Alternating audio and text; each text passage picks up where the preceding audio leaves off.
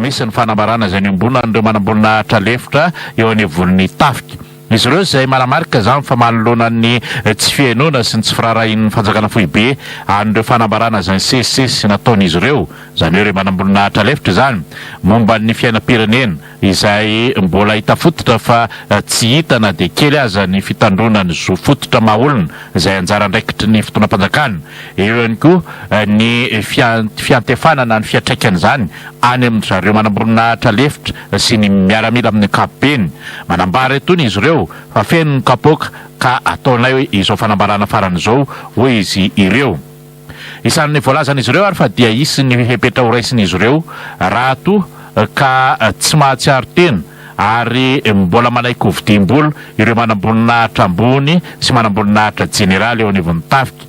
Ny anton'izany raha fanazavana ny fanambarana dia noho ny mbola fisian'ny fanitsakitsahana ny lalàna 6 aotra 7 momba ny manamboninahitra lefitra izay terena miambina mpahandra rasy mpangalatra ary ny komandimpanendry no mandray ny fahasoavana avy amin'izany hoy ny fanambarana. Voambarany ity rijateny ity ihany koa fa misy ny tsy nakatoavana ny tapaka tena anivon'ny fikaonandohan'ny Tafika na ny assise militaire izay nitotosaina teny vato karazany lasa fandaninandro fotsiny izy iny hoy zareo anivon'ny manamboninahitra lefitra.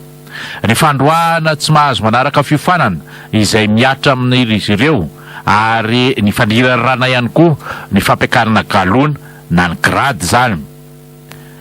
Lasa ny tompon'andraikitra fotsiny ny tambo-karama isan'andro izay entina manao iraka na manao mission ho ihany ny fanambarana isan'ny notsongainy tamin'ireny ny zavanitranga tamin'ny fivorian'ny komeza farany teo.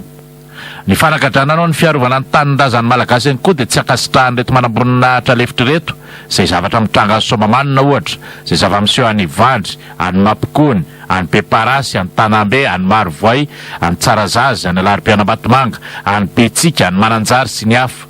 Ny fivarotana ny tanin-drazana dia lavin'izy ireo ihany koa tahaka izay ampiarany fitondram-panjakana ankehitriny amin'ny alalan'ny faritra ara-toe-karena manokana na ny zone économique spéciale amin'ny Fort Dauphin ohatra, ny any Bedionarindra, ny any Somamanina, ny any Anjorobe, ny any Beparasy, ny any Ilafy izay misy ny kianjan'ny Valipolona, ny any Kadimbahoaka, ny any Ambohimanarivo, ny any Verezambola sy ny hafa. Amidy ihany koa ny fananam-pirenena tsy ekeny zany hoy ny manamboninahitra lefitra tahaka izay miseho anivon'ny orinasa Jirama, ny zava-mitranga any amin'ny fiserana Tsambo, ny manodidina ny serana mpiarana ny antsoina hoe stationnement, ny serana mpiara-manidina ny aéroport, ny banky, ny Air Madagascar sy ny vakoka hafa. Etsekilany dia tsy voantoka mihitsy ny fiarovana ny aina sy ny fananan'ny olo-pirenena ka mirongatra ny alajaza sy ny alatra tova hoy ny fanambarana. Tsy misy ihany koa ny fandripahalemana na tiana ny tanan-dehibe ary sesilany ny fahatapahan'ny herinaratra na ny délestage. Tsy manefa intsony ny vidin-jirony sy ny ranony ny fitondram-panjakana ary ireo vahiny tahaka ny karana sy ny sonono mahazo varam-patana any anivon'ireny raha fitantanana ny raharaham-panjakana ireny. Noho izany voatery mitrosa amin'ny fanjakana, mitrosa amin'ny Jirama fanjakana ka hananany Jirama volatra any amin'ny 720 miliara ariary ny fanjakana araka ny fanazavana nentin'ny mamin'irina haja tamin'ny Aino Amanjery. Ary ny vahoaka no zary voatery ampandoavana izany ankolaka mba ahafahana miantoka ny fanetsenana ny banga ary mba isehoan'ny fanamarinana fa miakatra ny vidin'ny jiro sy ny rano no entina manao izany. Ao anatin'ny fanambarana ihany koa no ilazany reto manamboninahitra lefitra reto fa sesilany ny fampanantenana pôkaty ataon'ny filoham-pirenena sy ny mpiaradia aminy ary tsy misy mipakany anivon'ny fiainam-bahoaka ny fitantanana atao na dia ray isan-jato azy.